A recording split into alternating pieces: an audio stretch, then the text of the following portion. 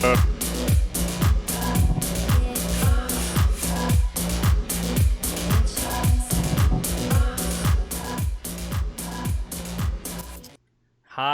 awesome. Hey everyone, welcome back to the DA Perspective. Today is the 11th of April. So yeah, we got a pretty jam-packed show today. So we're gonna go over a few things. We're gonna get a COVID-19 update, coronavirus update. I have Jeffrey Pearson coming back, the data scientist who's tracking this with spatial stats for the CDC, among other organizations.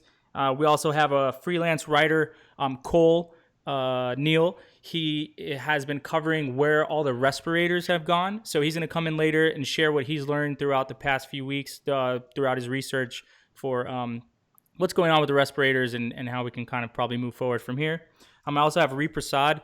She's very knowledgeable in the real estate industry. She will help you find your next home. So we'll have her come on later too.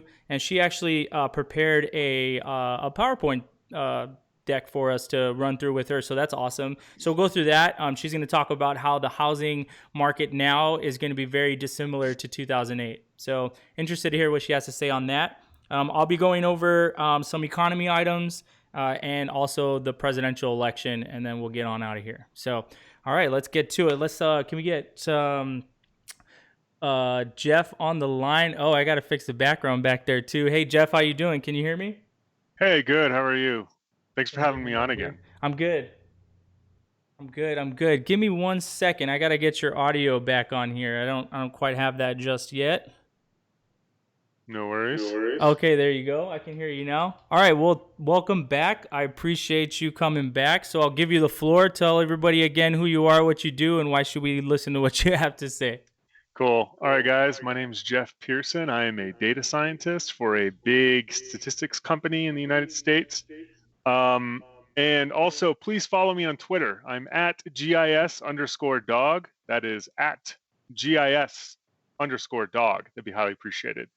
So I've been working in spatial stats and, specifically working for the with the actual coronavirus for the last few months now. So just some quick raw data. Over 20,000 people now are dead in the United States from the coronavirus, which is very sad. Over 8,000 of those are in New York State alone, and then 6,000 are in New York City. So clearly there's a huge issue with COVID within the actual the city, right, in Manhattan. A friend of mine is a doctor that actually works out in rural New York, and they're actually going to be transferring patients out there, or at least they're trying to. So another big thing too, I think the last time that we spoke, San Francisco had just implemented a mandatory quarantine, and that actually worked. It worked pretty well, because if you look at the actual raw data, the state of California as a whole has been increasing about 25% per day of new confirmed cases, whereas the actual the Department of Health in San Francisco, it's actually less than 10%. So I think that's why a lot of the state and local governments are specifically putting into place, or had put into place mandatory quarantines. So the actual governor of California said that the state had been able to flatten its curve and expects to see its peak in May, which is pretty exciting. All of their hospitals saw a 2% drop in ICU patients. Hospitalizations in Connecticut are significantly dropping as well. Arkansas also saw the lowest number of the hospitalizations compared to all of its neighboring states. So as you can see, there's definitely a trend here of really good things happening with this actual virus. States like Florida and Texas, they're not going to expect to see peaks until early next week. So a lot of questions that we're getting specifically is, when is life going to go back to normal? Well, it's really difficult to predict human activity and human behaviors and stuff, but specifically what health departments are looking for are the R naught to be less than 1. So essentially what that means, Derek, is if you have the coronavirus, how many people are you going to be spreading it to, right? I think the peak that we saw was at around 3. Right now it's at about 1.5. So the social distancing stuff is definitely working for those states that have implemented that. A lot more states, or some states, are a lot more strict. Like specifically in Kentucky, the cops and the authorities are actually taking down license plates, and they're giving that information to the health department because they may require those people to be in quarantine for longer. So for anyone that's in Kentucky, I don't know if that was put out on national news yet or not, but um, so please, if you're in Kentucky, stay inside. They're gonna be writing Do down your license plates. You don't do want, you have? anything I'm like that. interested So to know. Do you have any insight on what Google and Apple just released for the what is it? What is it called? I forgot what it's called. Where they're iPad? gonna base. Oh, but you haven't heard of it.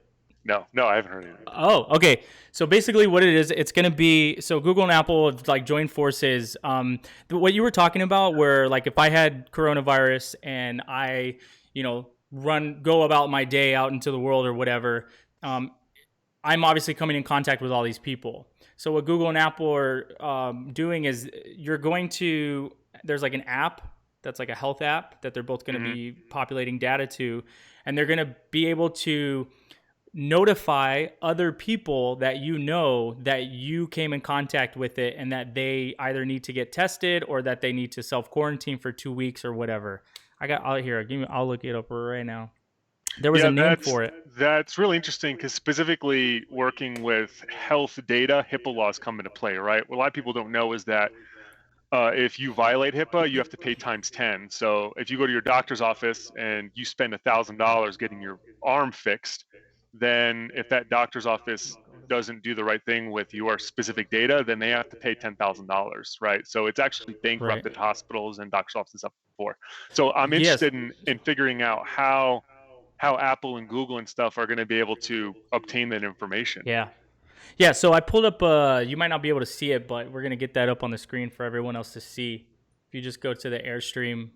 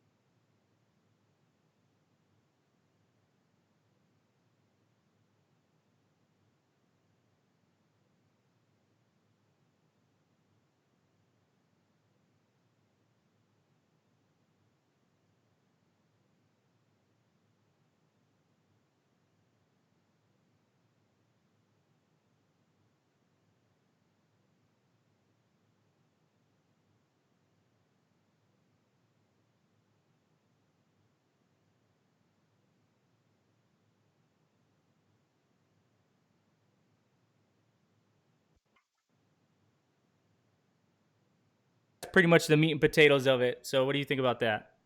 It sounds illegal, to be Yeah. completely honest. So essentially, they're going to be tracking people's locations. So that means that if I came into contact with you, Derek, and then I would get a notification that you could have had COVID and now I have it. Like I don't like so it sounds like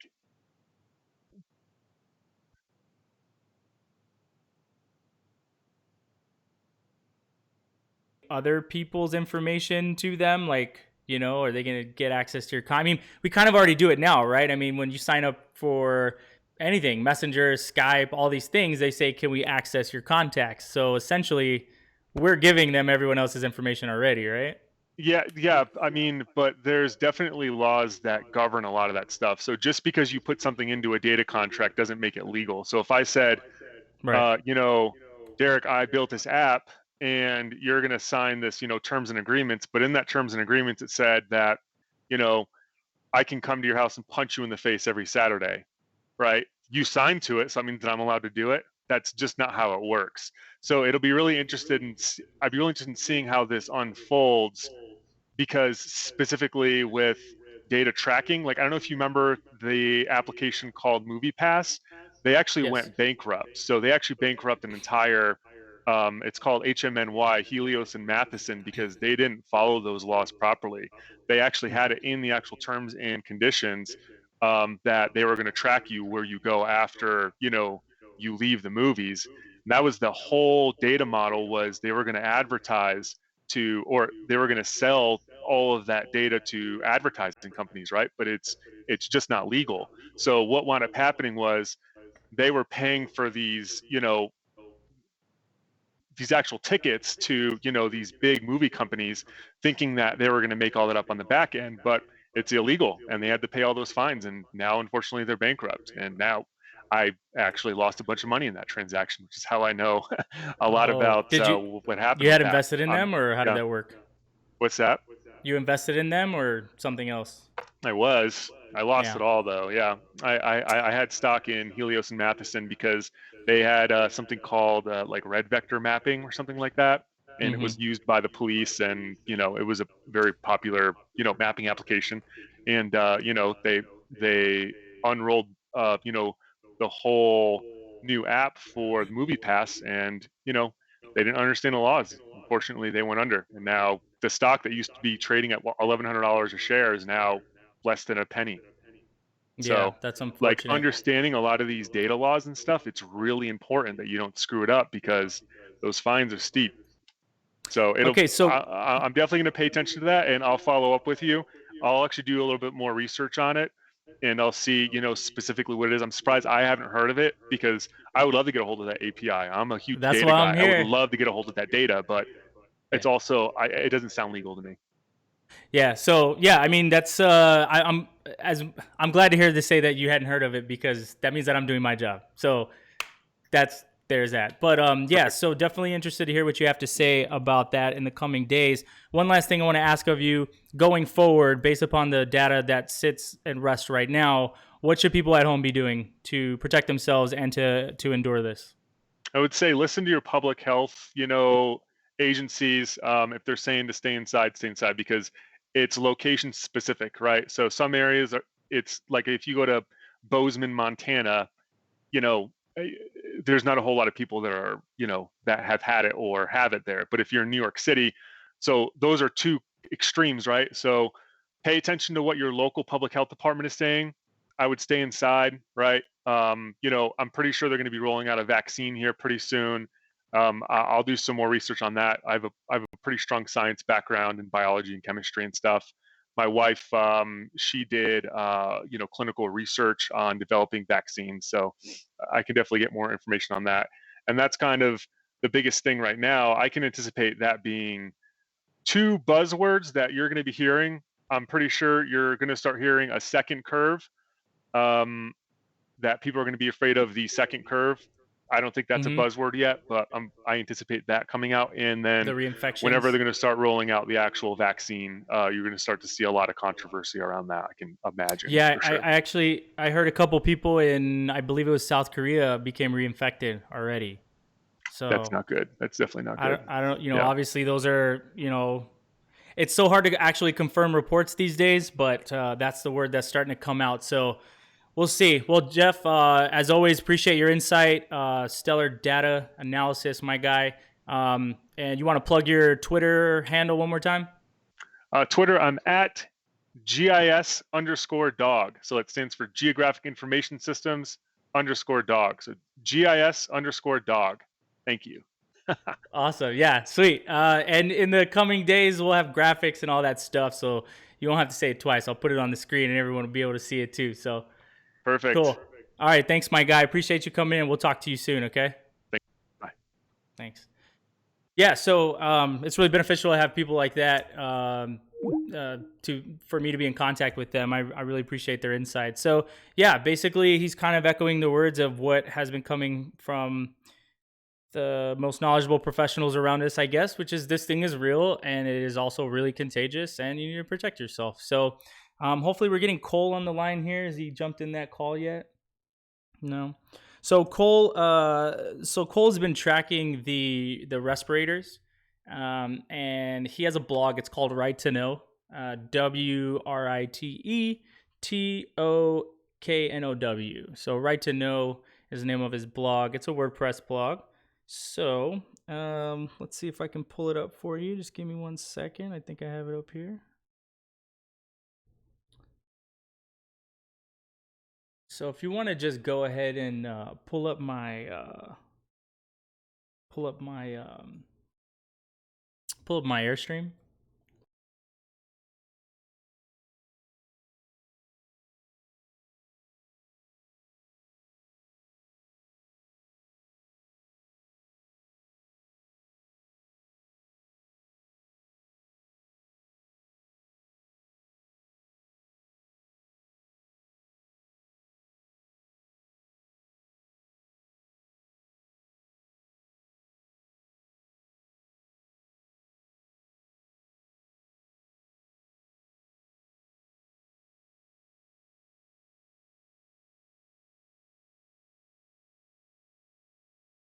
And when he decides to come in, we'll get him in there. Let me see 1 second. So what? Did he jump in? Yeah, he jumped in. All right, my guy Cole. All right, we'll get him. We'll get him in here in just a second. Hello, Cole. How are you today, sir?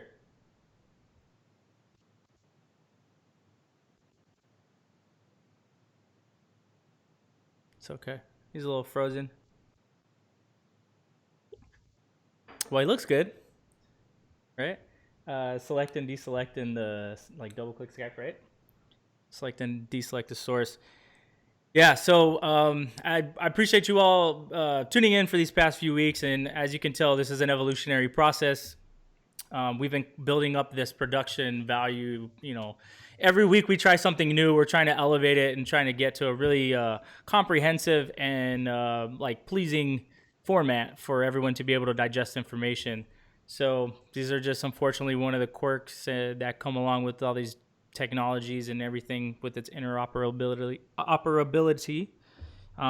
So hopefully we'll get Cole on the line soon and we can get that going. So Cole, can you hear me? His video's frozen too. Did you get him back in and out? All right, let's see.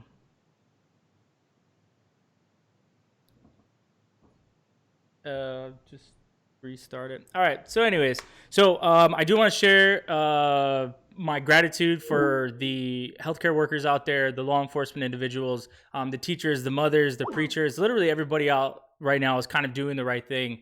Again, I spoke about this last week. It's always a pleasure to see Americans come together in times of crisis, it's always a wish that even when these things subside that we would kind of still treat each other the same way. So I'm just going to every week get on here. I'm going to thank the people that are doing the most at the moment, and still have love for people that are doing the least. That's fine. And just continue to further push the idea that we're all in this together. We're only going to make it if we all make it. And I do want to send some condolences to people who are sadly parting ways with their loved ones at the moment. I think we should really keep all those people. I don't do the whole thoughts and prayers thing, but if that's your thing, yes. But also, let's throw a little bit of action in there, right? So let's actively share some words with people and let them know how we feel, and then we can go from there. So we got Cole. Cole, you on the line, my guy? Yeah. Yep. I'm here. All right. Thanks. All right, Cole. Well, I just got finished thanking everyone, basically. Nice.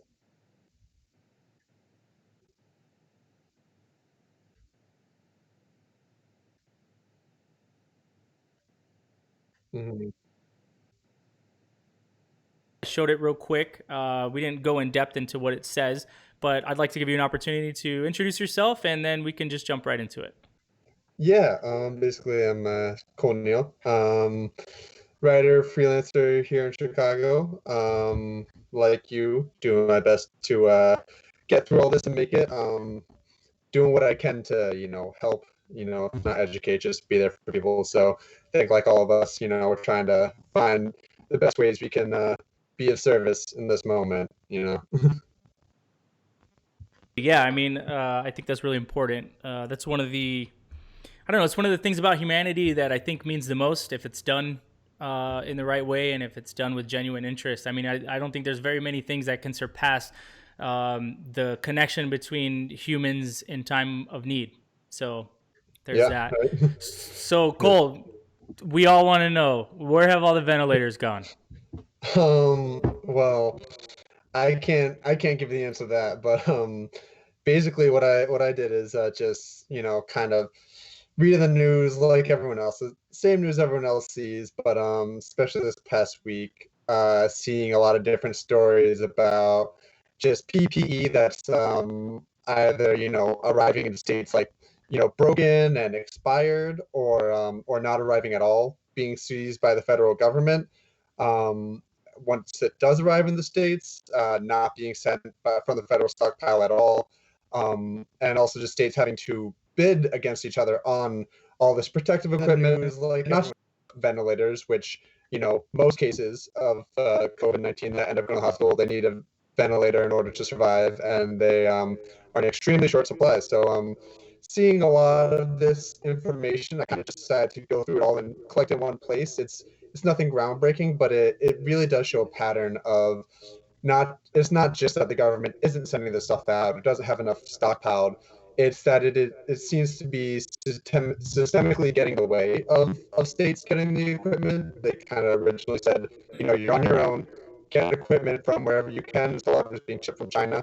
A lot of it was being ordered from private companies, but they would get in the way. And what the federal government seems to be doing is not shoring up stockpile, but Hey, purchasing Cole. Hey, equipment Cole, and can you hear then me? giving it to.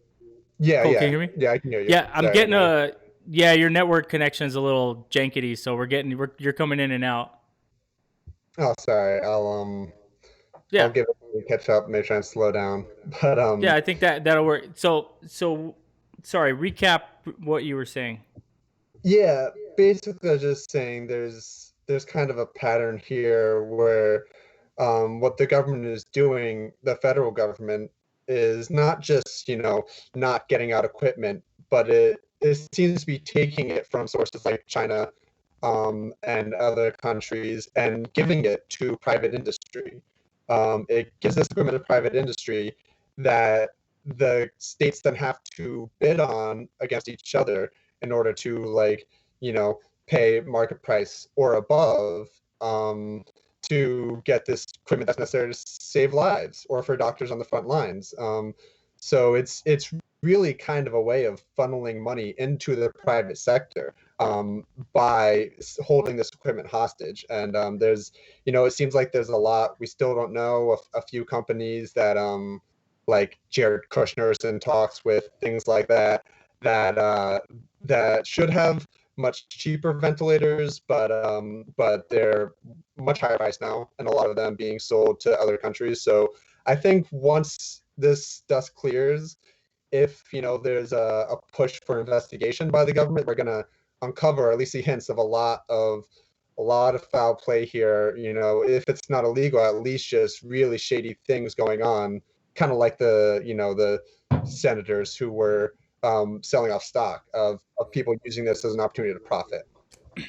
Yeah, that's definitely kind of. I'm gonna go into that here in a little bit about maybe a little bit about the economy, but unfortunately, this is what happens when we're having these issues. There's usually a consolidation of power, and then whoever has the most resources has the ability to come through with their broom and dustpan and pick everything up and take it with them as everything starts to fall and crumble. So yeah, that's pretty good insight. I actually heard something about that as well, where yes, they're taking the respirators and they're basically having like an auction, like who's going to pay us the most for these kind of things. So that's pretty unfortunate. You still there? Okay. Did we lose him? I think we lost Cole. I think we lost me too. No? Yeah? All right. My audio's probably still going. All right. We'll get this coming through again. Cole, I see you. Yeah. Sorry about that. I actually just reconnected to a stronger network, so it might be better now. I know, right? So that's what thought I was on, but yeah.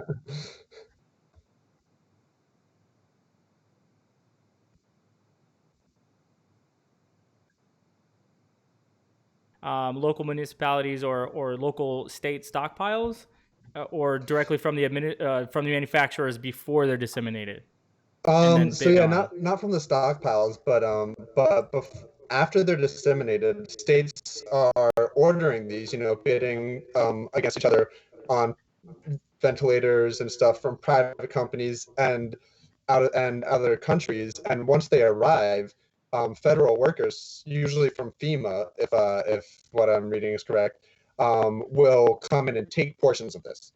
And it says that it's in order to redistribute to places where it's necessary, which makes some sense, but there's just no transparency in that process. They're not, there's really no clear way of how they're deciding who gets distributed to. And now that just this week, the government has said that the stockpile is empty and they're not going to be disseminating anymore. We kind of have to ask, like, what happened to all that equipment you took? Was it already sent out? And so it's the kind of thing where it's like there's nothing clear cut here, but it seems like we need more transparency if that's what they're going to be doing, and there's zero transparency, so someone's going to have to look into this. Yeah, well, as far as I know, wasn't the individual who was supposed to be looking over overseeing the money for the package the bill that they just passed for the stimulus and the economy? I believe Trump just got rid of the person that was supposed to be the overwatch of the entire process. So corruption will be afoot, my friend. Yeah. Well, Cole, thanks for chiming in. We'll definitely do a double take on that connection next time, and we'll get this real solid, and we'll have a way better discussion next time. Fair? Yeah, absolutely. Anytime, man. All right. Go ahead and go ahead. No, it's fair. Go ahead and plug your Twitter, plug your blog. Yeah, my blog is Right to Know on WordPress. We're talking about hopefully it'll have its own domain soon, but Right to Know :WordPress. You can find me on Twitter at Cold Brew, KOHLD BREW, and yeah, everything I write is posted there. Any thoughts? There's going to be plenty of random thoughts coming through in the next couple of weeks. So yeah. Awesome, Cole. Well, dude, thanks again for stopping in and doing your due diligence with writing this blog here about where the respirators have gone. So we'll talk to you soon, my friend. Thank you. Yeah, no problem. Thanks, Derek. Yeah. Peace. So yeah, let's shift gears now. So I want to talk a little bit about the economy in terms of stocks and large corporations, and do we save these people? Push the 0 on that screen for me. Do we save these people? Too big to fail, free markets, all this stuff, right? So I want to start with a discussion about stock buybacks. And I grabbed this video, and it's about 4 minutes, but I will kind of talk through it a little bit, so you won't watch it all in one shot. But I think the bulk of the information in there is pretty informative, and I think that everyone should know, if they don't already know, kind of what this is all about. So to preface this, the stock buybacks are basically what it sounds like, right? Let's say your company has 100 shares and you have, X number of shares outstanding, right? It's very simple supply and demand. The less shares that I have outstanding, if I'm a company that's in demand, ideally the price of each share goes up. And then there's also another metric called EPS, which is earnings per share, and a lot of technical analysis uses earnings per share, even just for people looking to invest in a stock. So everyone has their own method on how they're going to invest in this over that or whatever. EPS is one of the standards that a lot of people use. And even that in the financial world is up to debate. Some people like it, some people don't. Some people look at other metrics. So let's go into it. What I was going to say was the airline industry specifically came to the government and said, we are failing right now. They said, we're failing. We need X. They asked for $50 billion to get bailed out, right? $50 billion. So I want you to keep that in mind as you watch this video and see what companies had money to spend on, but now they don't have money because they spent it already. And I think from the intro to this, you can already tell what they bought. So go ahead and play that video. Spent an estimated $189 billion buying back. There you go. In the fourth quarter of 2019, companies on the S&P 500 spent an estimated $189 billion buying back their own shares from the stock market. It was the highest in 3 quarters, but not the highest on record. In the final quarter of 2018, the number was about $223 billion, a high point on a decade-long trend. In all, since 2010, companies on the S&P have poured more than $5.3 trillion into repurchasing their own shares.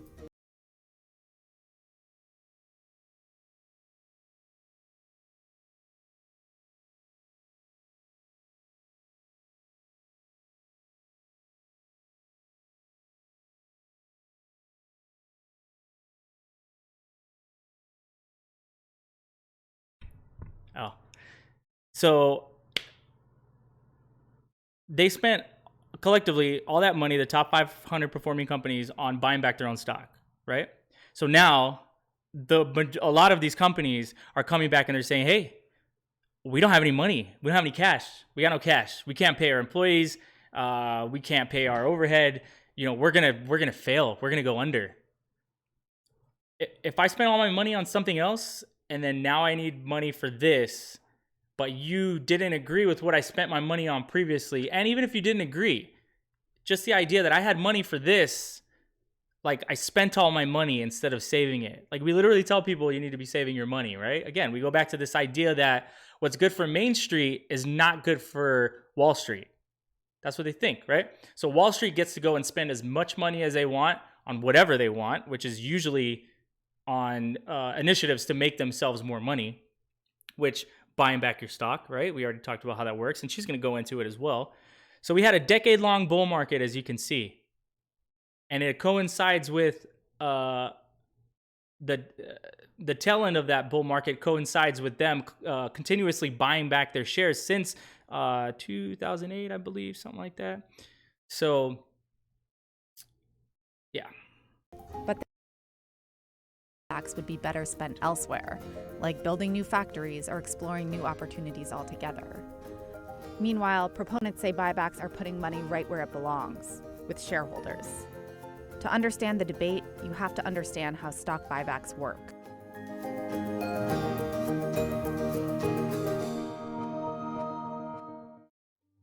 The debate around stock buybacks has to do with how companies use their cash.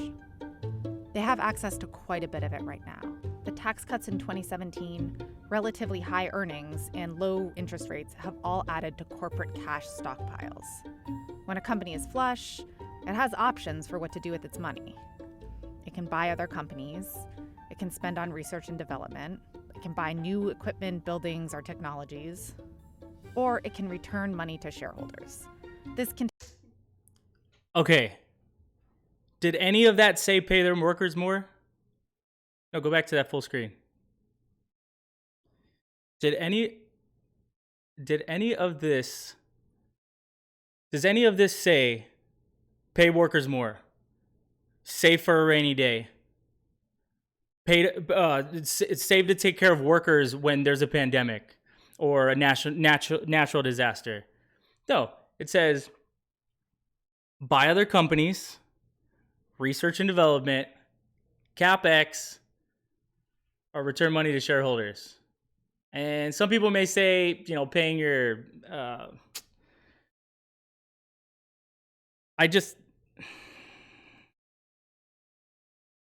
going to make sure I get this right before I say it. That's what I thought. Nothing on there says anything about paying workers or taking care of the people that ensure that your organization stays afloat. Should, though. Can take the form of dividends or stock buybacks. In the past 10 years, the top 20 companies on the S&P 500 bought back about 1.3 trillion in shares. That's the past 10 years, okay? The crash happened in what, 2008? And you can see the top of that list. We got Bank of America, we have Wells Fargo, we have Apple, we have JP Morgan Chase. Can you give me a little window, just me on this one? That's okay, just go back to main. Or go back to the video. That's fine. I can handle it here. Let's see if I can get it back on there. There we go. So we got Bank of America, Wells Fargo, JP Morgan Chase, Citigroup, right? Morgan Stanley's down there. But these organizations, about 12 years ago, when the housing market crashed, went to Congress and said, hey, we need some money. We need help. TARP. Remember TARP? And I know some people say, well, TARP was great. The government made money off of TARP. Can you send me to just main? TARP did what it was intended to do. It saved the financial system, and the government made money off of it, right? I mean, that is true. The government made a surplus amount on the loans that it gave to these organizations. And in any other circumstance, that'd be great, right? But in this instance, it didn't change the behavior of those organizations at all. There was no harm, no foul for them. It was literally like, oh, no, you fucked everything up. Here's some money. No rules, no strings attached, right? Glass-Steagall, all that stuff, out the window, right? No one cared about any of that. So now here we are again. And it's a little bit different, right? Because it's not the same sort of financial crisis that it was before with the banks, right? But now we're having a Main Street crisis, not a Wall Street crisis. And this is where the problem happens, because no one has ever gave a shit about Main Street unless they're striking. Unless you're going to strike. Unless Main Street's going to not work anymore, then Wall Street gets all up in arms. Well, how are we going to make money if nobody's working? I'm not touching it. That's okay. All right, so let's go back to the video. I'm going to finish this video and write out. The equation for EPS is the company's net income divided by the number of outstanding shares. So when this number shrinks, the EPS rises. So if a company has a net income of $1,000 and has 100 shares outstanding, its EPS is $10. But if it buys back 10 of those shares, the EPS rises to $11.11. Higher per share earnings make stocks look good. An analyst at the S&P Dow Jones Indices said that a little more than 1 in 5 companies on the S&P 500 reduced share counts by at least 4% through buybacks in the most recent quarter, boosting earnings per share. Stock buybacks can be a good deal for remaining shareholders. They tend to benefit executives because rising stock prices make their stock options more valuable. This is one of the criticisms of stock buybacks.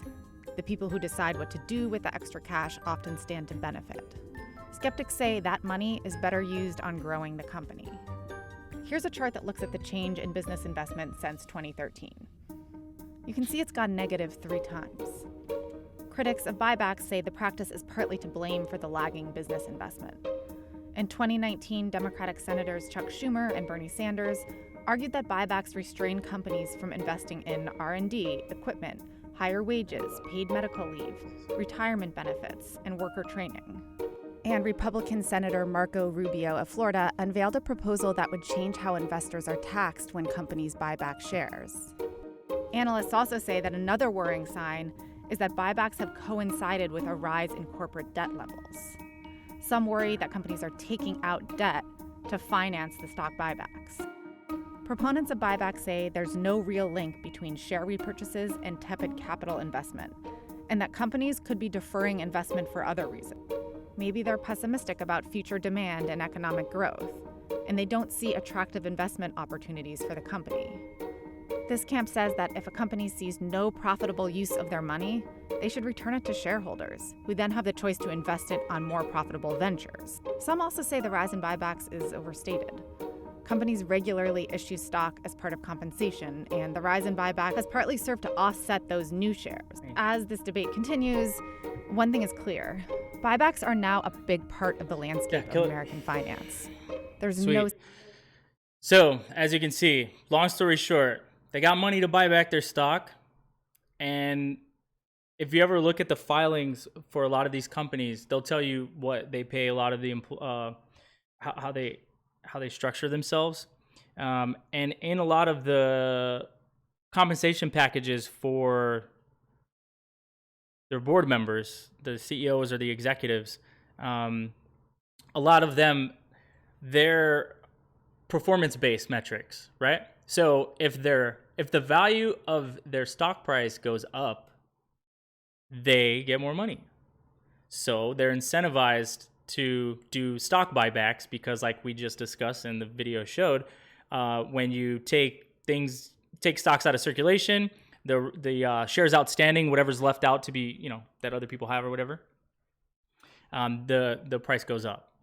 So, and I don't want you to conflate the price of a stock going up with like the value of the company rising, like, because I can just take them out of circulation and then it makes the price per share go up, but it literally doesn't change anything. We just moved who owned what stocks or whatever. But that's how they game the system to make themselves more money, make their company look better. And again, it has nothing to do with doing anything for the workers or the environment or the cities in which they work, because nothing in there, as far as the proponent's case was concerned, had anything to say about that. So that's my take on that. Can we cue up the U.S. shouldn't bail out video? So this goes directly into this video here. I think I alluded to this the other day. I was having a conversation with someone. We were talking about the airline industry, and my and I don't like to say knee jerk because that means it comes without any thought. But in the time, I just real no, my buddy and I were talking about bailing out the airlines, and I said, nah, just let them fail, And his assertion was like, well, man, there's so many jobs, like the national transportation infrastructure would come to a grinding halt, right, because of how many businesses and people rely on the airlines.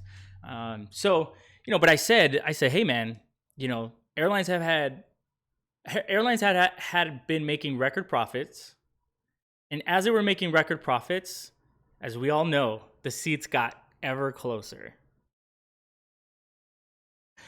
There's some people that are like over a certain height that can't even fly in certain parts of these planes. Like, that's how ridiculous it's gotten.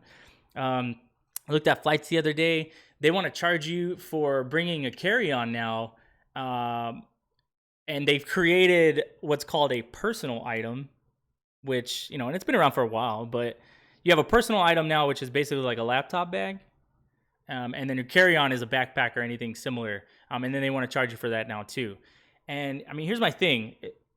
If you can't figure out how to run an airline without squeezing your passengers, then maybe you shouldn't be running an airline. Simple as that.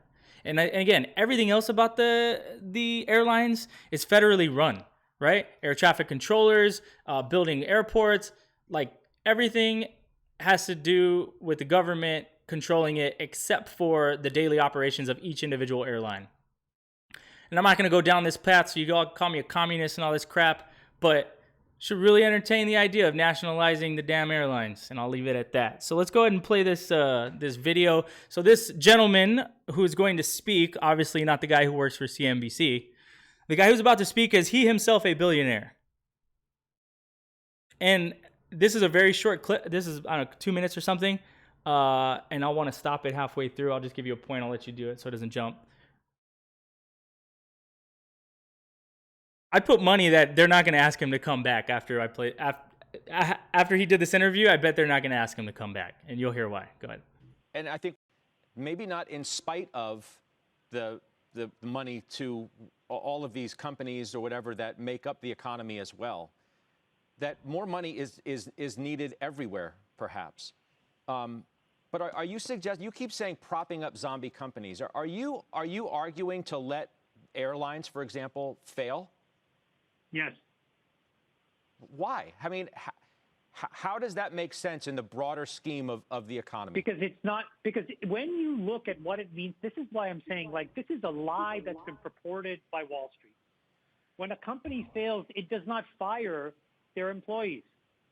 It goes through a packaged bankruptcy, right? If anything, what happens is the people who have the pensions inside those companies, the employees of these companies, end up owning more of the company.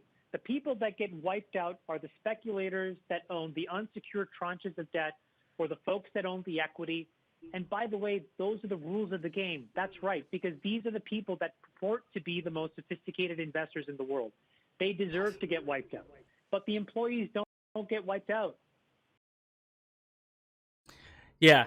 So he said it when he was talking specifically about these hedge funds, right? But I want to translate that in also into the boardrooms of all these top companies. That is the name of the game. You play the game, you lose at the game. That's it. We shouldn't save you. I can't go to a casino with my money, play craps, lose all my money, and then go expect someone else to give me money because I lost all my money at the craps table, right? So airline industry, they had a bunch of money. They spent it on buybacks, on CEO compensation packages, bunch of other dumb shit instead of saving it for now. These hedge funds, these, what are they called? Holding companies, right? These are supposed to be the best people in the financial industry, and that's why they work in these entities. And like he said, these are supposed to be the best players in the game. They made their bets. They placed their bets, right, in the market. They put their options and their puts and their calls and all this other shit that they do to manipulate the way that they can make money. When we just, like, for the normal people, it's like 1 + 1 = $2. But they're able to somehow take $1 and break it down into 14 different pieces and then leverage it and margin trade it and do all this other kind of crap. But at the end of the day, it just literally means you don't get anything and they get everything. Until now they're all losing everything, and now they want us to pay them. They want us to help them. Nah, can we finish that video? Who are we talking about? We're talking about a hedge fund that serves a bunch of billionaire family offices. Who cares? Let them get wiped out. Who cares? They don't get to summer in the Hamptons. Who cares? I mean, there are But if people. you You don't think the employees? Hold on, Scott. You don't If think you the get a employees of clean these cap companies table- own stocks? I mean, own their stocks, own the company's stocks? You can look on Bloomberg and you can see what percentage of these companies are typically owned by. These things are owned by BlackRock. These things are owned by these huge, amorphous organizations. Ultimately downstream, and the employee owns. It's like a natural disaster. And why does anybody deserve to get wiped out? Wouldn't that be immoral in and of itself? No, because what's happening right now is what I'll tell you is on Main Street today, people are getting wiped out. And right now, rich CEOs are not. Boards that had horrible governance are not. Hedge funds are not. People are. 6 million people just this week alone basically saying, holy mackerel, I don't know how I'm going to make my own expenses for the next few weeks, days, months. So it's happening today to individual Americans. And what we've done is disproportionately prop up and protect poor performing CEOs, companies, and boards. And you have to wash these people out. That's it. It's very simple. We have to wash these people out. They've been in power for far too long. They've been manipulating our economy for far too long. And we're done. We have the internet now. We can talk to each other. You can't fool us anymore. So just know that we're going to come for what we've already paid for. And we don't want you to play with our things anymore. Okay? If we trust you with our life savings, don't fuck it up. And again, like you said, if you don't get your house in the Hamptons this year, really sorry for you. I don't care. I don't care either. Can you go to my MacBook, please? I want to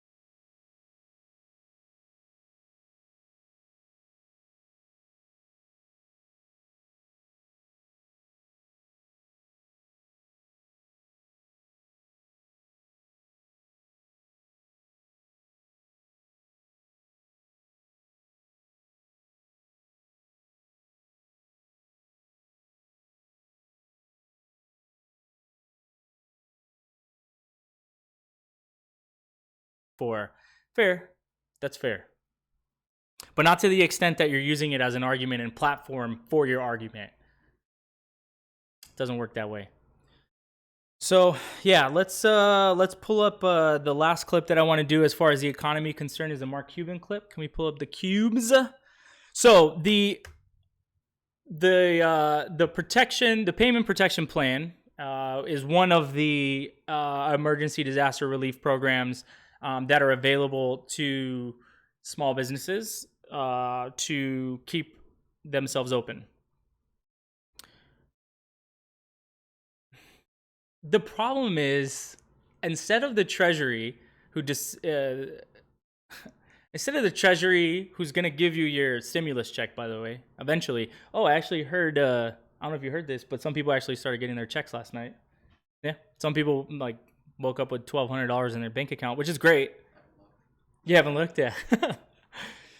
But businesses still haven't, and I'm one of them, right? I got my email back from Chase, and they told me to fill out an application, and I think it's been about 3 days now.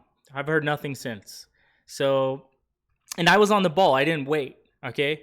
And I signed up on the SBA website for the emergency disaster loan.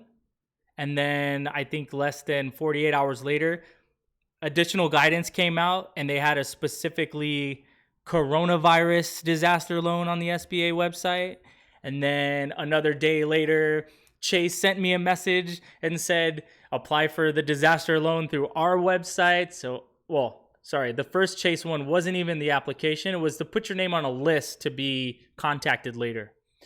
I think that was mostly a PR thing, but it was also probably a logistics thing for them because there was two options on there. One of them said, we'll either send you a link with an email to fill out your application, or we'll have someone call you back to finish your application. So, there's that. So I got my link, filled it out. I think it's been about 3 days now. Still got nothing. And to be honest with you, I'm an employee of one, but the reason why I qualified for that loan, not only because I'm an employee of one, but because I paid out contractors in the past year of operation. And those contractors, the payroll that I paid to them counts towards payroll that I use for that loan. So, in essence, like, the idea behind this thing is to get money into the business owner's hands so that they can get it into the hands of their employees and keep their businesses open. Well, here's the thing that's weird about that I read an article about this morning, and I unfortunately don't have it pulled up at the moment. But it was about a husband and wife, and they have a business. I believe they said they had, 40-something or 70-something employees, something like that. They had a large number of employees, and they said they have 4 now that work for. They said they weren't going to be able to last much longer, but that they did actually get approved for their disaster relief loan through their bank. The problem that they're saying, though, is that they don't need the money now. Like, they said they got $250,000, something like that. And they said, yeah, it's great that we got $250,000, but I need that money when we open everything again. I believe they were a restaurant. I believe they had like a couple restaurants, or I'm sorry, it was a market. They said, there's no sense in us having this money now. I can't bring my employees back to work. For whatever reason, in the market that they had, they couldn't, normally grocery stores, yes, are open, but in their market specifically, they couldn't bring people back. There was no sense. They said, we don't have the business to bring people back. And then they said, we won't have the working capital once the doors open to pay and keep it all going. It's like, once there was a break in the system, we'll need the money again when we restart. We can't have it now. It's not going to do us any good. And so you're probably saying, well, then why the hell did they apply for it so early then, right? Well, because if you haven't heard, there's supposed to be another stimulus package coming out, right? Well, the one that they're talking about is mostly for Main Street. But the reality is there's more small businesses in the country than money to go around in the original package that gave money to small businesses. So what happened was, when they opened those applications, The general consensus of every business owner in America was run to your computer and fill out that application and get in line, because there's a finite amount of resources in that pool of money. So that's why they had to go get the money early. But again, because there was no foresight to any of this as far as the implementation or whatever. And I get it, man, people are trying their best, but you know what? I'm not in government. Maybe yet.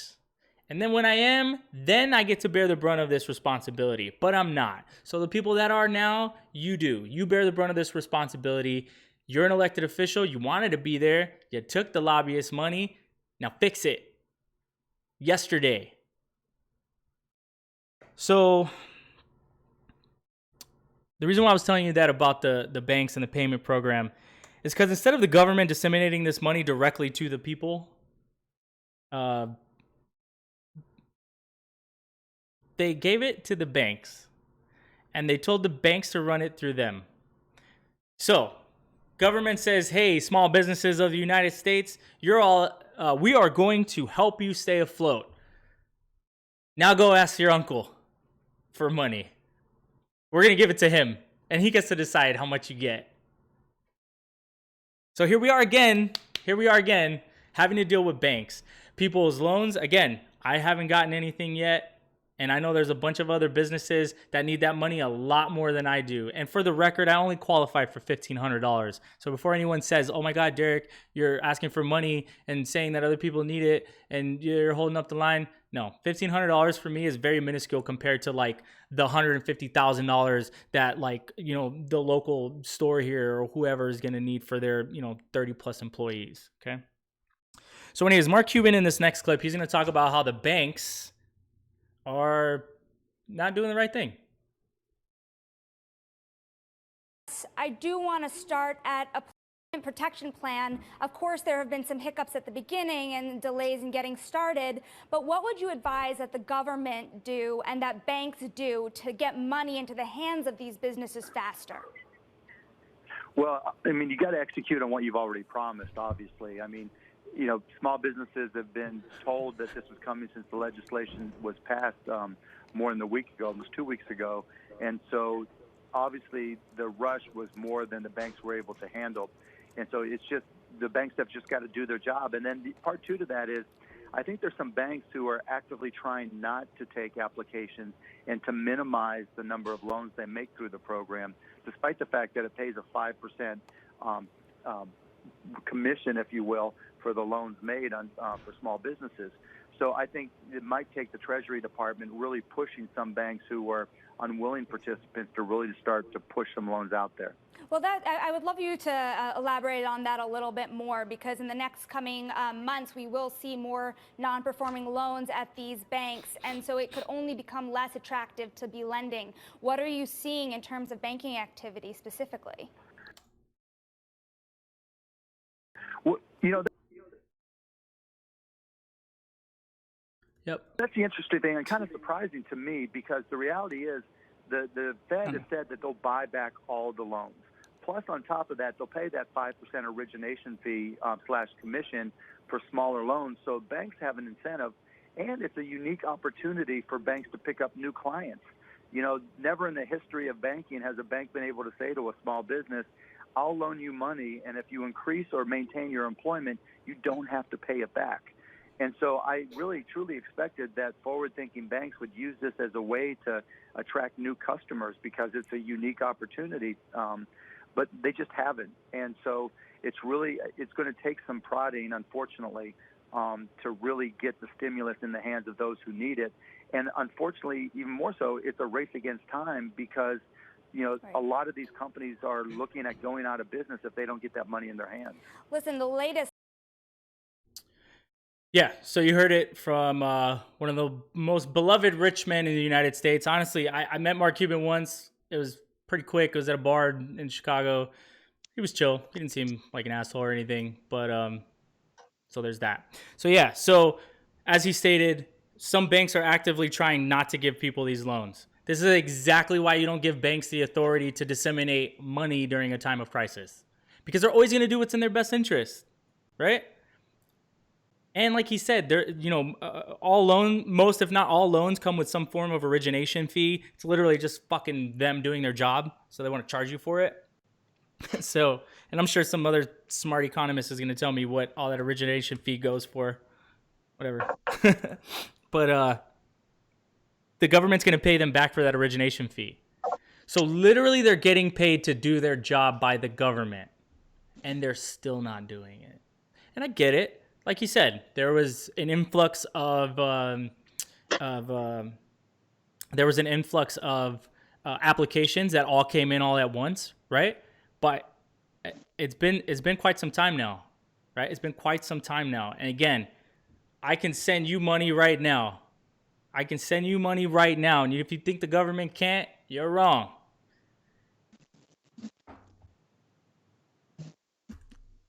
But now you know who owns our government, right? Common theme through all of this. So I want to switch out of that. I want to go into, this is another part of the economy. We're going to start talking about the housing market. So I have a pretty knowledgeable professional coming on, Ree Prasad. She deals with the housing market here in Chicago quite a bit. So she has some pretty good insight into one of the largest markets in the world. So that's awesome. And she also put together a presentation for us. So let me pull that up so I have it ready. And let's pull her in and let her introduce herself. Hey, Ree, you there? Hi. I am Ree. I'm with Option Realty Group here in Chicago. I'm an agent that specializes in residential and commercial real estate. So I just want to give you guys an update on where real estate is right now as far as the market. And I've been asked a lot, what is the difference between what's happening now and what happened back in 06, 08? So I'm just going to go through a few slides. Sure.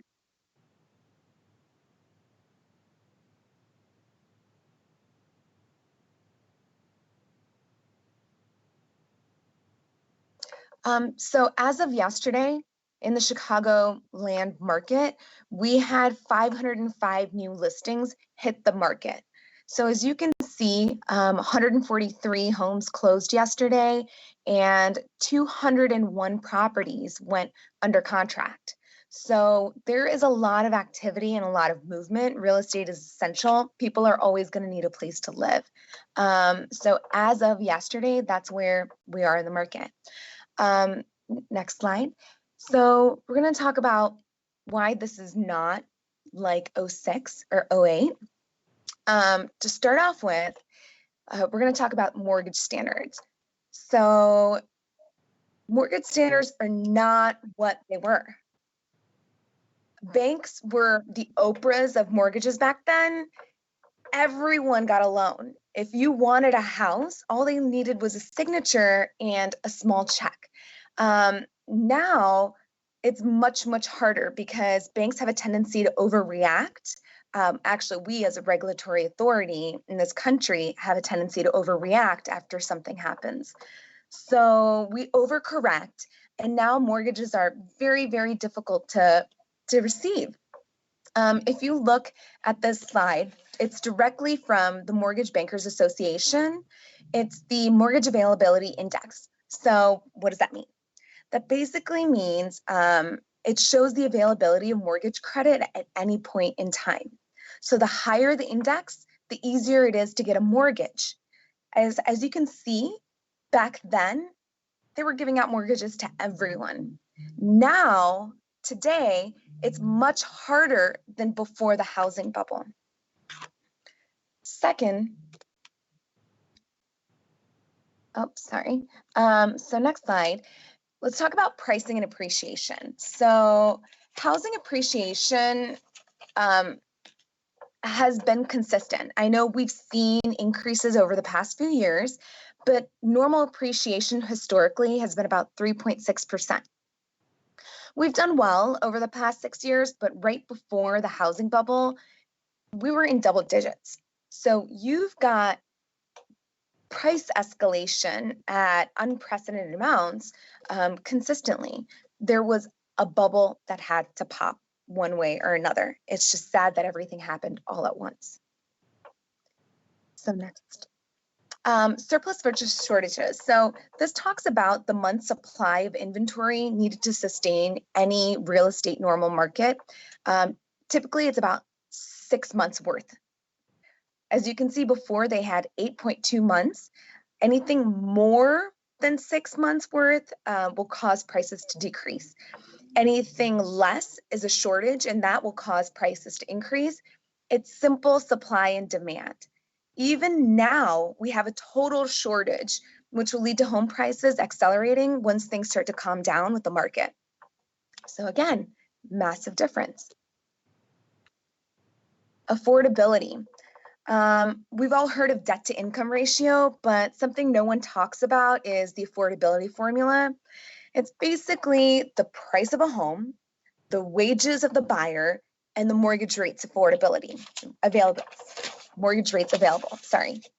So 14 years ago, prices were high, wages were low, and the average interest rate was over 6%. Today, you're probably saying prices are just as high, which they are, but wages have increased, and we're looking at historically low interest rates, which are around 3.5%. So we've got people that can actually afford homes, right? People, it's a little bit more affordable than it was back then because all of your income probably went towards housing. A little difference as well, if you're talking about houses back then versus houses being built now. Houses back then, honestly, were cheaper to make if you looked at the construction costs versus now. A little personal plug, that's actually my listing in the bottom at Lakeview. So if you're looking for a place, there's a massive difference as well because houses back then were large, massive. The major construction costs were basically the studs, the cement, all of that. Now people are looking at integrating technology into homes. So you're seeing price increases, but there's a reason why homes cost more now too, versus just elevated costs. All right, another thing, home equity. We've all heard it. Home equity is basically the interest or the value you, the owner, have in your home. So it's the market value minus the mortgage rate that equals the equity you have built in your house. There's only two ways to increase it, right? Either market value goes up, and then now you have more home equity, or you pay down your mortgage and you have more home equity. If both things happen at once, that's awesome. So back in the day, 14 years ago, before everything went down, people were taking out home equity line of credits right and left. So they're taking that value out of their properties. And you're seeing these prices, home values, remember we saw before, they were going up 11%, 12%, double-digit valuation. So they're going up in value out of nowhere. And then people are taking the money out right and left. Then the market crashes, value's gone, and now you're paying a mortgage that's higher than your value of your home. And foreclosures were flooding the market right and left. So it was definitely a different market. And if you look at the next slide, it shows you that people were taking out a total of look at that. That's insane. $824 billion out of their home value in equity loans. So everyone and their mother wanted to take value out of their property and buy a car or put the money wherever. We're not doing that because people are actually building value in their property and holding on to it. So when they sell, they get that money back. It's a much different market now than it was back then. So another question everyone seems to want to ask is, where are we going from here? I'm a real estate agent. I'm not a mortgage specialist. I like to follow everything financial as everyone else does, but I look to the experts. So we have Goldman Sachs, JP Morgan, Morgan Stanley saying that we're expecting a recovery and a V-shaped recovery at that. So yes, we took a hard hit and we went down, but we're going to go back and recover even faster. So what does that mean for people who were thinking about buying property and everyone's waiting? It's a wait game. They're waiting to see what happens. if the economy will recover fast, when. But I'm telling you, if you're looking to buy now. Don't wait. Whenever I go to the negotiation table, my job, if I'm representing the buyer, is to get you the best deal ever, is to look at all of the cards on the table and say, I know this is estimate of what loan these people have on their home. I know that it's vacant. They might be somewhere else. Let me negotiate and get you the best price, because everyone is reacting fear-based. Now is the time to buy. And as horrible as this sounds, but if you're the buyer, I'm doing my job and representing you, we can capitalize on that fear and that uncertainty and the fact that no one knows what's happening. If you're looking to sell, I'm going to be honest with you, hold a little bit, because you have to make top dollar. If I'm going to be your agent, I'm going to be honest with you and tell you, let's wait. But I am also seeing properties now going above asking price.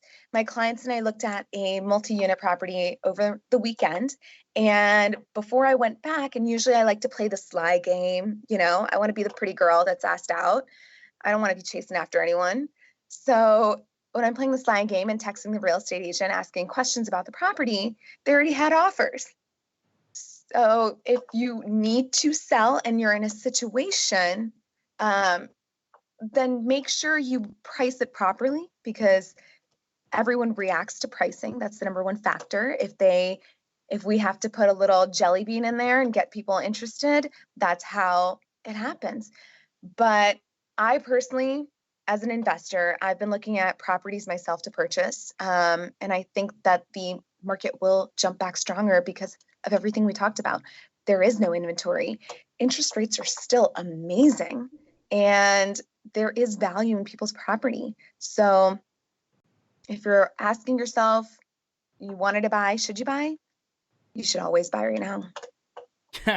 So I gotta play devil's advocate on that though, because that's what they say realtors always say. So, right? I'm gonna be honest with you. I've been in this business for a while, and I buy properties myself. I buy investment properties myself, and I'm always honest, because at the end of the day, I'm never going to put someone in a situation or a property that I don't feel comfortable in.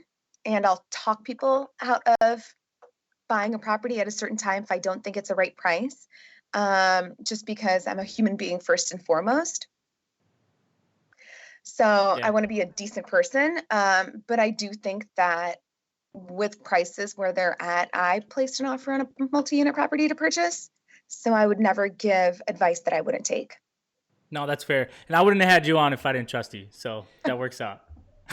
So any lasting words? I think you pretty much went over everything that I was going to ask you. So that's great. So you told people what they should be doing if they're looking to buy a home. Obviously the time is now. And that whole thing that Buffett says, buy when there's blood in the streets. I mean, it's a very harsh way to put it, but I mean, that's the reality. If you have capital to spend now and you're looking for an investment, I mean, businesses are about to start closing, houses are going to be foreclosed on. I mean, there's a lot of things, and not to get, too far away from what you're talking about with the housing market, but that's kind of the overarching theme of what I've been talking about the past few weeks is the consolidation of power and wealth. Wealth is not a bad thing for the small family, in my eyes, at least. So, if you're a family and you're looking to build wealth for your loved ones, I mean, housing has always traditionally been one of the greatest vehicles to grow your wealth. So, yeah, knowledgeable people like Ree are really instrumental in making it all happen. So, yeah, any other words you have for people? You want to throw a contact Twitter handle or something at them, or? It's Ree Prasad Real Estate. And even if you want to start thinking about buying, there's steps that you need to take. Getting a pre-approval, you'll be amazed at how many people want to go buy and they don't understand the entire process. I'm more than happy to sit down and talk about it and make sure if you're buying now, if you're buying a year from now, that you know what's happening. And to reiterate what you said, my parents came over to this country when I was 6 years old. And the first large purchase that they made was a home. And they've invested in real estate, and it's paid back in dividends. And that's how I got started watching them, is to always have security. I'm not the smartest person ever. So finances, I don't fully comprehend stocks and where to put my money, but I do understand that at the end of the day, everyone needs a place to live. And as long as you can provide that, there'll always be income. So I don't think there's anything wrong with, if you have money saved up and you're capable of doing it, secure your financial future. So I have a question for you. Do you have any visibility of the rental market? Yes. So reports are coming out that a third of Americans didn't pay their rent on the first of the month. So I've been telling people in my circle that I believe in, unless this money gets into people's hands really soon, these stimulus checks, that about the second week of next month is going to be a really tough time for a lot of people. So are you hearing anything about how that's working out for people on the ground level? So I think those numbers, I'm not quite sure where they're coming from, but I think there's a lot of misinformation going around. People, from what I understand, I've seen on Facebook that they're saying you don't have to pay, and because mortgage companies are now offering various programs. So if the owner doesn't have to pay, then you don't have to pay. It's tons of misinformation out there in the properties that I own, and I've talked to all of my clients who are landlords, and I've confirmed that every single one of them have received payment. I have a client that bought a multi-unit property from me last year, and the rents in those units are about $800 to $900 a unit. So unfortunately, when anything like this happens, you always see it occur in lower income levels or people that are middle management, right? You got to cut the fat. And so unfortunately in corporate America, that's where it's viewed. So I checked with everyone, everyone's received payments, but I do think that if anything does happen, you'll start seeing the effects month 2, month 3. But on average, Americans only have savings for 2 to 3 months. Right. So they'll be running out soon. Well, that's unfortunate. Well, I appreciate you coming in today and sharing your information with everyone. So yeah, if you want to get a hold of her, it's reprasad.com, you said? Reprasad Real Estate, you can, I believe you throw it in there, it'll come up all over the place. Nice. I mean, that SEO is working for you, huh? I'm trying. Awesome. Well, thanks, Ree, for your time, and we'll chat soon. Thank you. Bye. Peace. All right. Yeah. So I wanted to have her on because I know that obviously the housing market is a really big deal for a lot of people. And as we talked about before, that's usually been the mainstay for where people keep their wealth. I myself am a homeowner. I see the value in having a home and building equity in it and having it as a vehicle for not only investment, but for security, like she was saying. I know that not everyone is in a position to be a homeowner. So I'm not chastising or belittling anyone who doesn't have a home, but I do want to share information about what it looks like when you start getting to that place. And I do believe that everyone should be on a path towards some form of financial security. So whether you want to put your money into a home, or you want to buy a lot of property somewhere, or you want to invest in a business that you really feel is viable and is going to thrive. I mean, I think that people should really be looking for opportunities to make their money work for them instead of working for money that you just frivolously spend on, I don't know, margaritas. Okay. So anyways, I don't know why margaritas came to my mind. I don't even like margaritas. The syrup, it makes me all, the throat gets all weird. Okay. Well, I do want to pull up because the stats. So pull up my Mac real quick. I want to show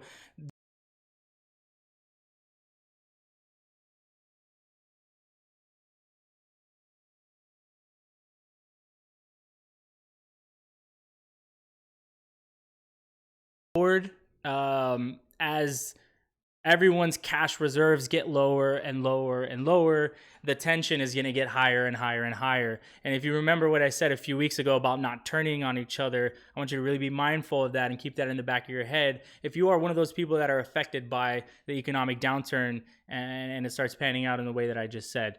So lean on your friends and family. Obviously, I know everyone out there is doing the best that they can to try to stay above water and or thrive in this time, if that's even possible. So I just wanted to put it out there, let everybody know that that's what's going on.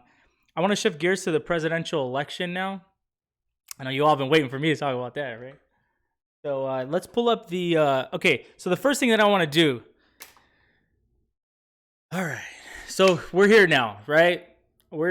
Our presidential election has come down to two people, and, you know,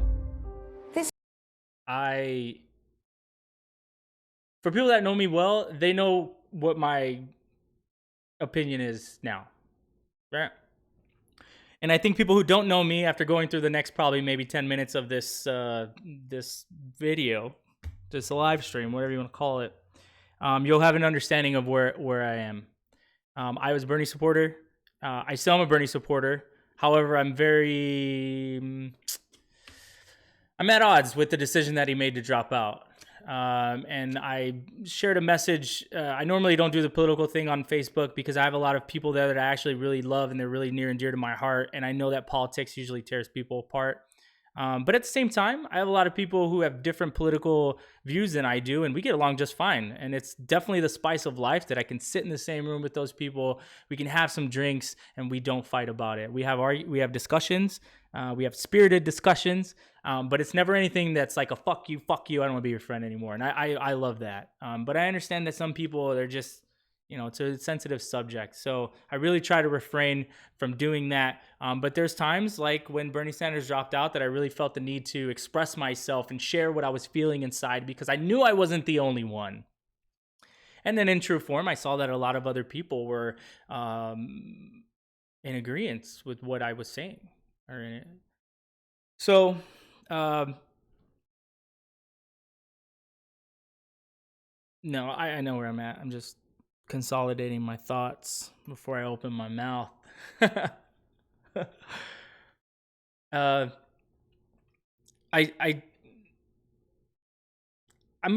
try to, when I form my obviously every argument that I have is incredibly just, it extrapolates, right? In the sense that like sometimes I can't just say four things, like 4 words, and then I'm done trying to say what I have to say.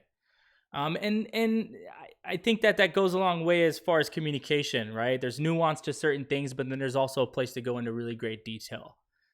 And when somebody was talking to me on my post about what I had said about Bernie dropping out, I literally replied, and this was my short and sweet, and it's pretty much the foundation of how I feel about a lot of things now. It's literally this idea, and it came from my boy Tupac. It's literally, we have this idea that we have money for war and can't feed the poor, you know? And I'm not saying that like my entire mission is to feed the poor, but if you use that as a metaphor for how our government works, then you start to understand what I'm saying.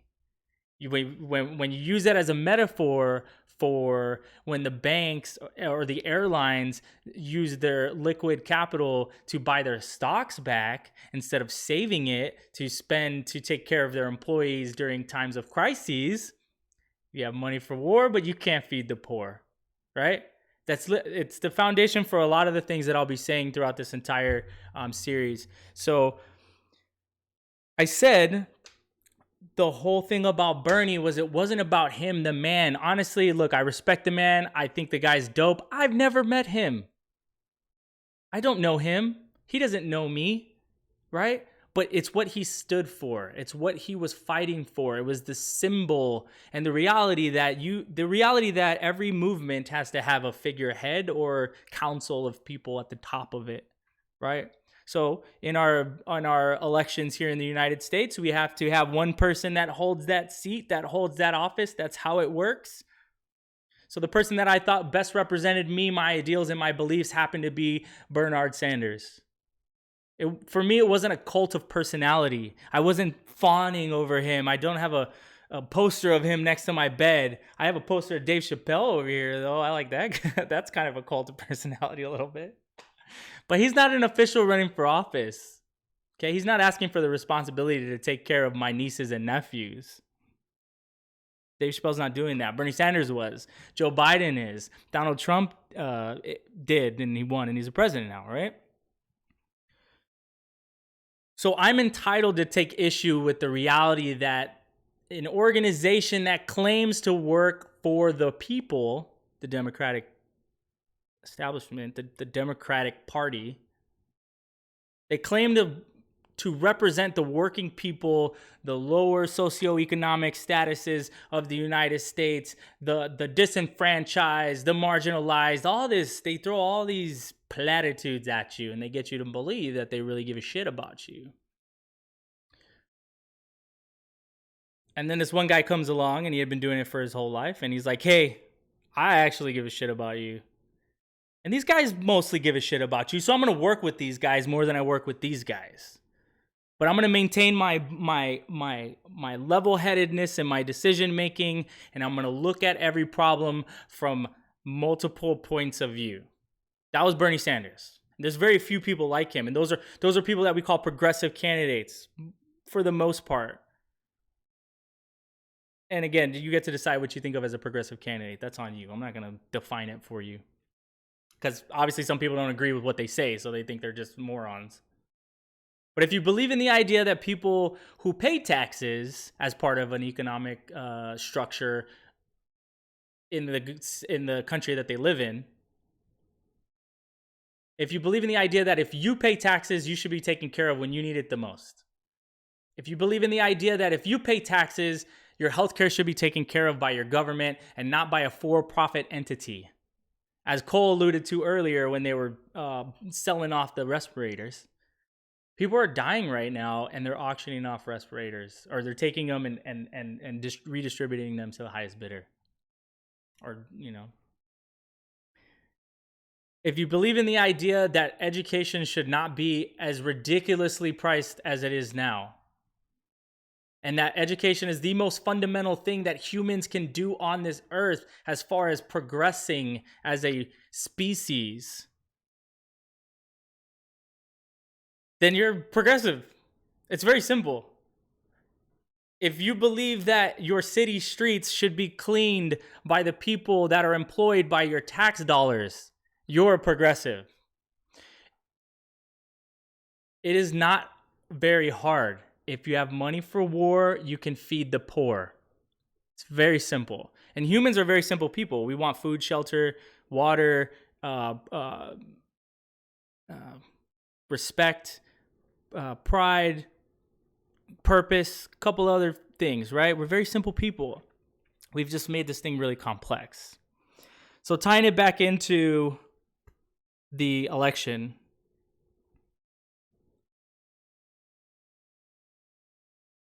it's all about who does the person who wants to represent you work for.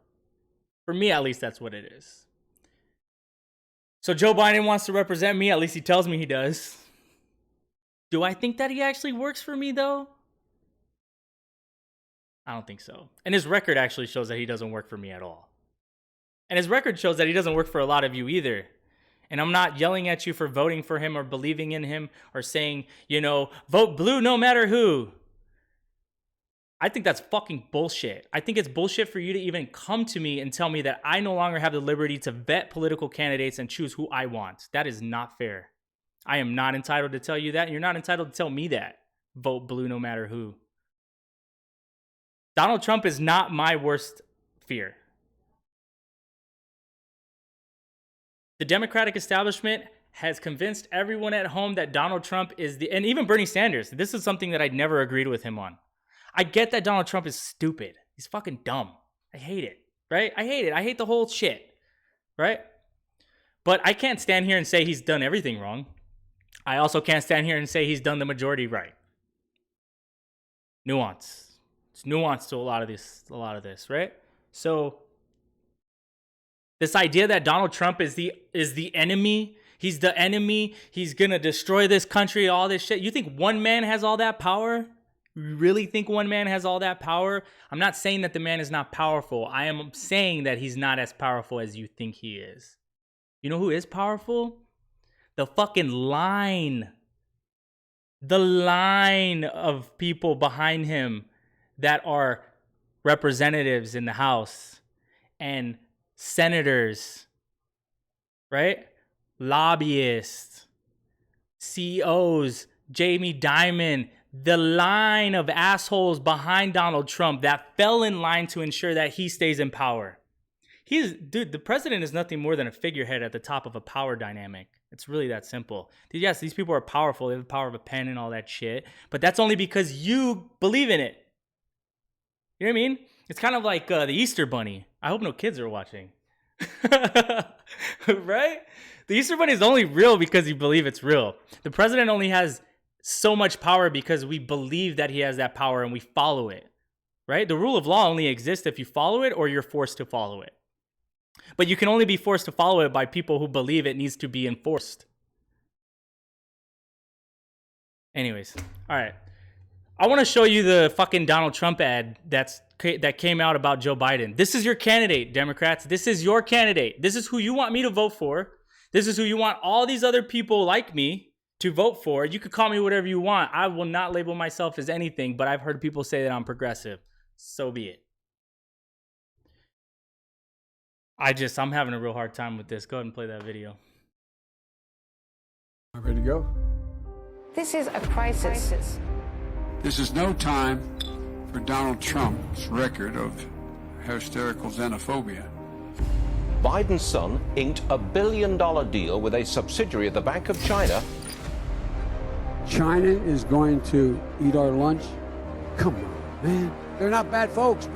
Since the outbreak, the Communist Party has been mobilizing overseas organizations to buy local supplies and send them to China. It is in our self-interest that China continue to prosper. What a beautiful history we wrote together. Banning all travel will not stop it. The president is right. That travel restriction on China, as every public health official we've talked to said, bought the country time. That was a very smart move right there. Hysterical xenophobia. Xenophobia. I complimented him on dealing with China. I'm not going nuts.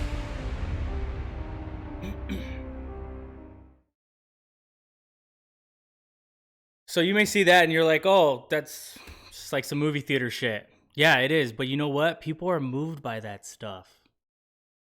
Emotion is what drives people. Fear is an emotion, and fear is what's driving most people to vote for Joe Biden or Donald Trump. That's literally it. It's the fear of the libs getting over on me. The fear of the libs taking over the country. Fear of the Republicans doing this and doing that. It's literally all fear. No one's actually thinking clearly about any of this, except for a few people, which compels me to stand here in front of you and do what I'm doing. That's literally the tip of the iceberg of what they're going to start throwing at Joe Biden. And how many of you actually know right now? I haven't even done a story on it because like I'm honestly very confused as to how to go about this story. There's a woman who has come out, and obviously some sources say this person's credible, some sources say this person's not credible, right? But in the Me Too era, we're supposed to take every accusation, regardless of gender, from who it comes from. We're supposed to take every, and obviously specifically women, we're supposed to take every accusation as legitimate until it's not, right? We're supposed to give it at least a thorough combing through. We did it with Blasey Ford during fucking Bart O'Kavanaugh's shit. I know his name is Brett. I'm not stupid. But fucking, you remember Bart O'Kavanaugh? That was his, in his yearbook. But we're not doing it right now for Joe Biden. Did you guys know that someone is out accusing Joe Biden of sexual misconduct? But a lot of you didn't know. You know how I know you didn't know? Because MSNBC didn't say it. Because CNN didn't say it. Because ABC didn't say it. It's not on the nightly news, right? Pull this up.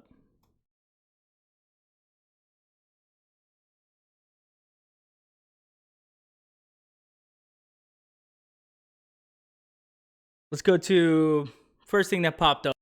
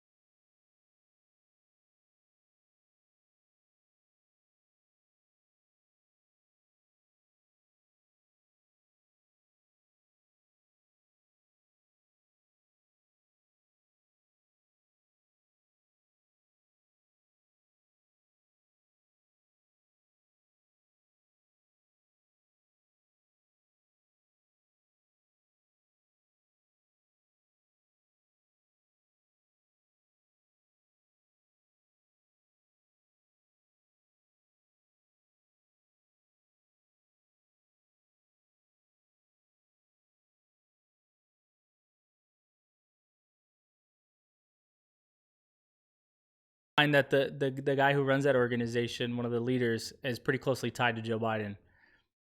And that's where people who are trying to fight for Tara Reade are saying that that's why that got shot down in the first place. So a lot of shit is going to come out about Joe Biden. Obviously, we're going to revisit the crime bill. We're going to revisit, oh man, I hate that I forgot her name. When he was grilling that woman in front of all those people.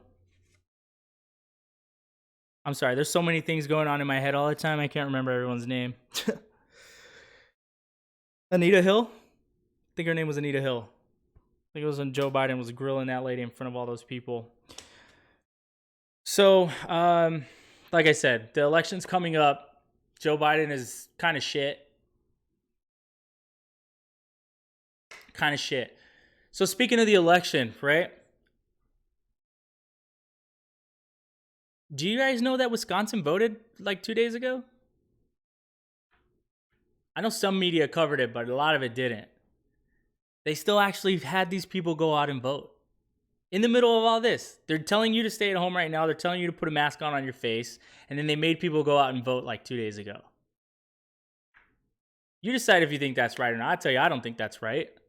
That's a form of voter suppression, first of all. That's a Republican tactic. But it was the Democrats that told people to go vote. It was Joe Biden that told people to go vote. There's video of Joe Biden sitting in his library, like over the past, like I think it was from last week, who said, I don't think we should stop voting. I think people should still go out and vote. And then we get this. Can you go back to my, 1 second. There you go.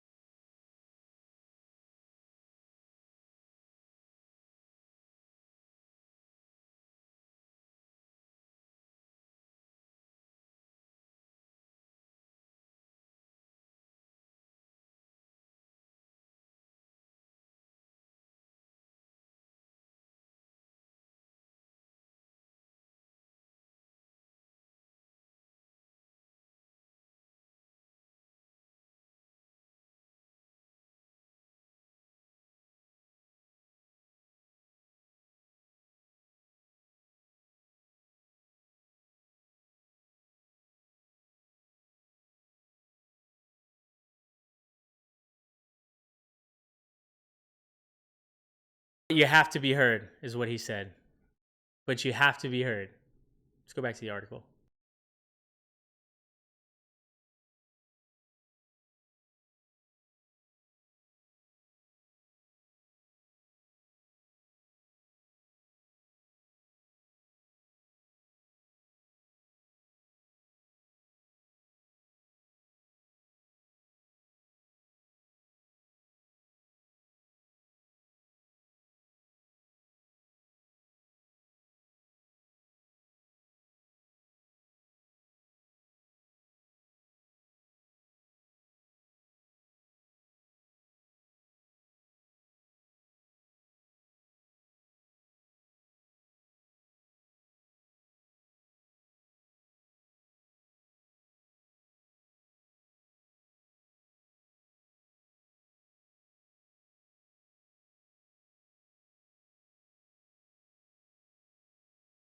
A little outrageous. So where does this leave us, right? So, Derek, who are you gonna vote for? You've been talking shit about Biden the whole time. You gonna vote for Trump? I'll be honest with you. Probably not. Dude, I'm be honest with you, this is gonna be a really hard decision for me. And it's not even because I like Trump or whatever. It's because I feel people should be held accountable for their actions. And listen, remember when I said I don't think Trump is the fucking enemy? He's not. It's the Republicans. It's the Democrats. It's the establishment. It's the entrenched interests. These are the people I want to hold accountable. I would like to destroy the Democratic Party. I would like a third party to rise up from all of us who had the audacity to support Bernie Sanders. Because again, it's not about him. It's about the movement. It's about the idea that we have money for war and we can't feed the poor. Well, you know what? We want to feed the poor. We want to feed our family. We want to feed our friends. And we're tired of war. We're tired of having military bases in Germany and in South Korea and Italy and in the Middle East and all these other fucking places and getting nothing in return. But the world looking at us like we're fucking idiots, imperialists, sticking our fingers and nose everywhere. It's not us. Did any of your parents at home have anything specifically to do with Iran-Contra? I don't think so. Your grandpa had nothing to do with that. The government at the time were the ones that made the decision to do all that shit. Bay of Pigs, was that you? Mm-mm. Iraq War, was that you? Mm-mm. First Gulf War, was that you? Was that your mom? I'm frozen again. It had nothing to do with us. Right? It's our government. It's these really wealthy individuals all around the world fighting with each other over money, power, and resources. And we're the ones working for all this shit. Hey, you know what? You want to go fucking have your home in the Hamptons? Have all your rich friends over? That's cool. If you have enough money left over to buy a home in the Hamptons after giving us what we've already paid for, I don't think anybody would have a problem with that. But you're not giving us anything right now. You're literally giving us breadcrumbs and then you're eating. No, you're giving us breadcrumbs and you're hiring a baker for your house. That's not fair. I'm not saying you can't have a baker. I would like to have a fucking baker. And you know what? In my lifetime, if I never get a baker, that's okay. But I would at least like to buy a whole loaf of bread. So I would like the Democratic Party to be broken. You know why? Do you know why the Tea Party was so effective at changing a Republican policy? Because there was no, it doesn't even rhyme, vote red no matter who or whatever shit. The vote blue no matter who. They didn't have that. They tried it, but they lost from within. And Ted Cruz and all these other assholes that came in on that Tea Party movement, they fucking grabbed the Republicans by the balls and they held it. And they wielded their power. And that's why I'm upset with Bernie Sanders. Because we have fucking power. And we wanted it to be wielded. And you know, all these concessions where everyone's like, oh, well, Bernie, you know, first of all, it was Bernie Sanders' shit. And then when he dropped out, because technically he didn't drop out, he just suspended his campaign. And then he went on to tell people to still vote for him so he can get delegates. Like, come on, man. Calling Joe Biden your friend and shit on stage. Call him to his fucking face what he is. He's a fucking corporatist.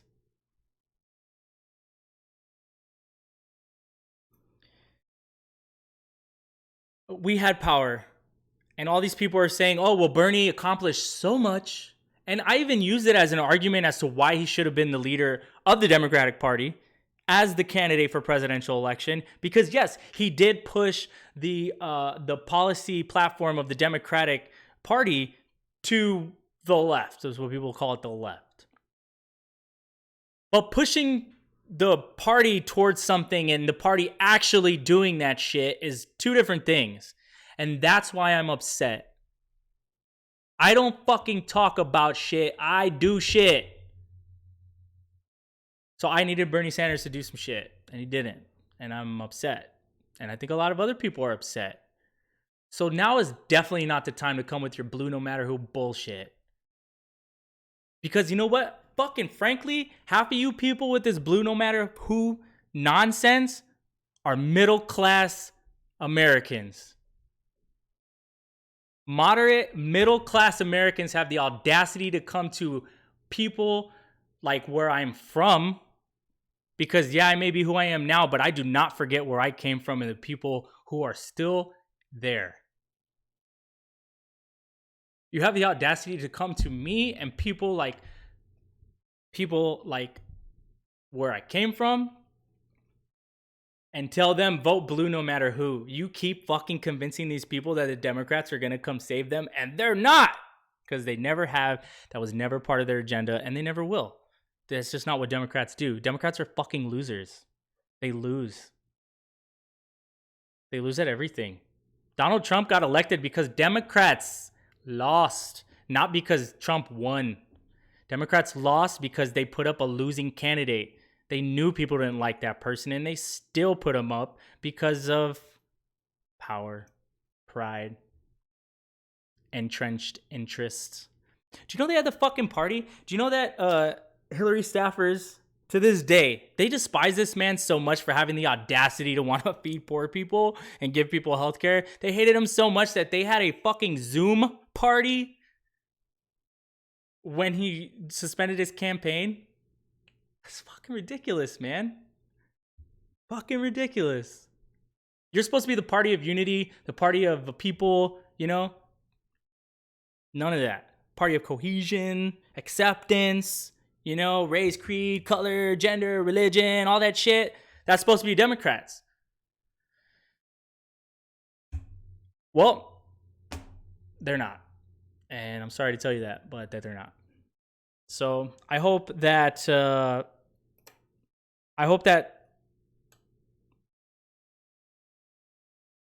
you pressure your candidates to do more. And if they're not the right person, then you don't vote for them. That's just how this works. That is what our democracy looks like. So I'm going to wrap this up because you're probably tired of hearing me. So I just want to tell you the only reason that I'm voting for. There's only one thing that I care about right now in this election. Not to say that there won't be more in the future, but to be honest, with everything that's swirling in my head and everything that's been going on, this is the only thing that I can land on right now for justification for where my vote is going to go. Go to my AirPlay.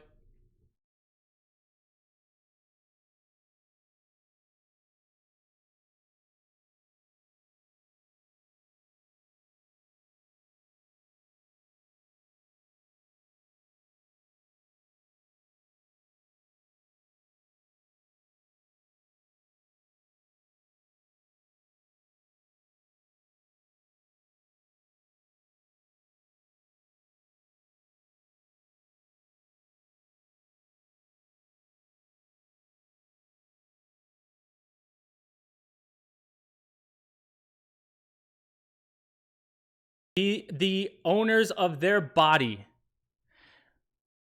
Because I believe